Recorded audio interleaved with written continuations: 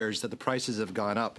And just to talk about some of the recent data we have, we know we talked about from Stats Canada, but from Rewill from 2023 data, Canada is paying a minimum monthly price for 4G and 5G smartphone plans with at least 100 gigabytes, 1,000 minutes, and 10 megabytes per second peak speed. Canada's paying, or Canadians are paying $90 per plan versus the United States, who are paying $44, and Australians who are paying less than $30. So this is what happens when we've had this major oligopoly control the country. We had the Prime Minister say he was going to reduce cell phone fees by 25%. This is in 2019. Based on these numbers, that didn't happen. We had the Industry Minister who said that a fourth national player would be able to reduce these fees across Canada, and that was supposed to be Freedom and Videotron. And right now we're seeing, with prices going up $9 a month, that's not happening. So the CRTC, you've been given directives. I want to talk specifically about the directives that you've been given from the government.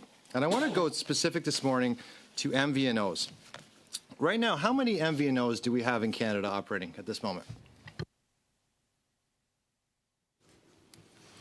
I believe they're working towards having 3 potential MVNOs operating at this point in time.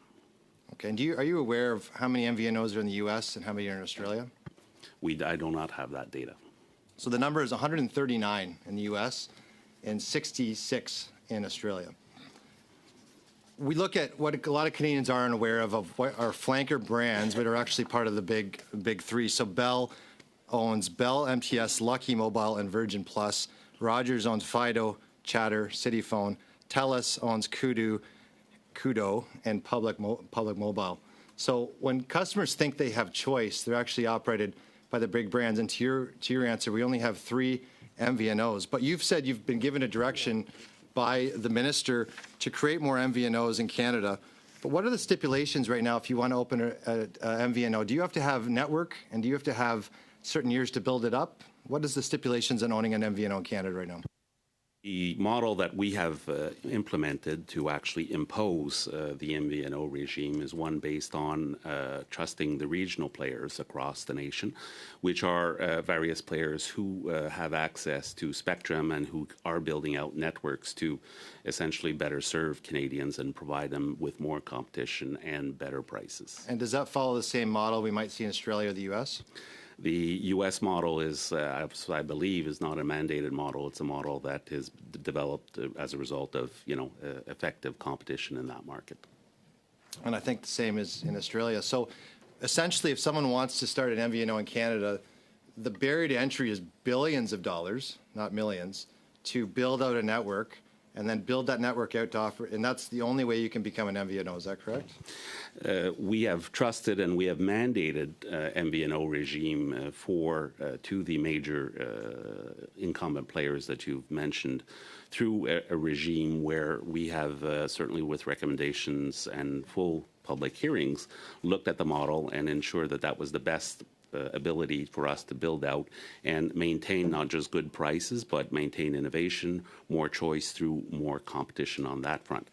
Those players are entering the market, have entered the market, and have already had an impact on pricing. I know you've highlighted certain pricing indications, but certainly our numbers with respect to mobile is over the last year, you've seen an actual decrease by 16% of the overall rates on the packages in there. And in fact, prices have been decreasing since 2017 in that measure there.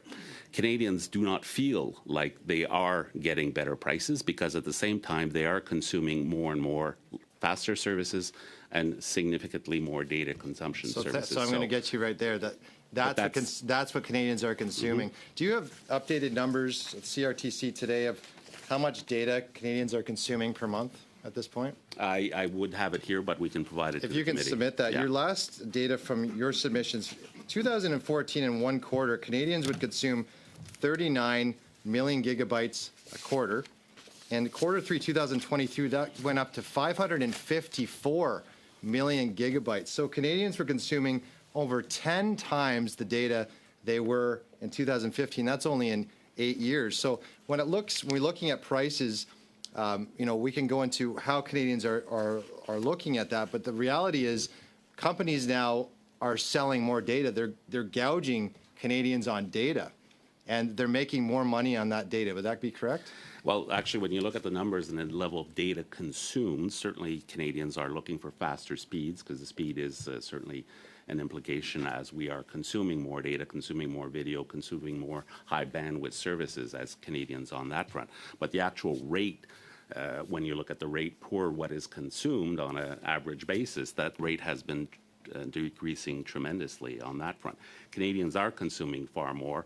As we're here today, we're continuing to work on expanding the MVNO regime to make sure that we're able to serve Canadians and that there is more competition and that there is even more price impact on, you know, whether it's data consumption services or your mobile subscription packages.